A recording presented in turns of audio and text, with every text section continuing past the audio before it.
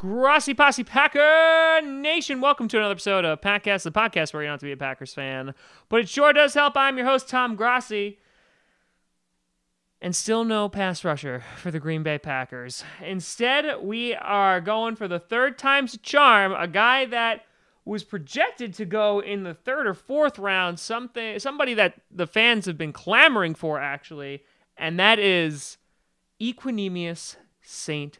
Brown. And yes, I practiced that name in the bathroom mirror multiple times. Now, let's take a look at his stats. Let's take a look at him and see why he potentially fell so far and if he is going to be a boom or a bust and try to predict that. First of all, he's 6'5", 214 pounds, so yet another large receiver, because when we just got Scanting, he was 6'4", 206. And so it looks like we're going at a little bit of a bigger end this year. Ran a 4.4 840, so has some nice speed to him. However, taking a look at his stats, in 2016, he had his best college year with 58 receptions, 961 yards, and 9 TDs playing for Notre Dame.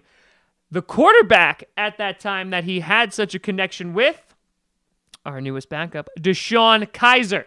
So it is good that we have brought the family back together again. We are now, look at that. Yes. That's the togetherness that the Packers produce. But in 2017, dropped only 33 catches, 515 yards, and 4 TDs. Now, this is also due to the changing in offensive scheme and also at quarterback for Notre Dame, so that could have attributed to it. But in his entire career, he's only had 3 100-yard games. So he's never been a major producer. He's not a busy wide receiver. And so, that being said, I mean, he dropped all the way down to the 6th round. He also has some attitude issues in which it seems like, he's, how do I put this gently, kind of wants to play whenever he wants to and when he puts in effort. That's what I was reading. So, that being said, this is a third wide receiver that we've gotten today, very similar to last year when we went with 3 running backs. I'm guessing it's kind of just one of these guys should be good. And as we were talking about before, it's the 6th round. If we get a quality player in the 6th round, I think we should be happy about that. But there is definitely going to be a lot of competition at wide receiver this year, and I think that's just all for the better with guys like Allison, Davis, and now these 3 guys. We'll kind of see who's gonna step up and be Aaron Rodgers, at least one of his targets.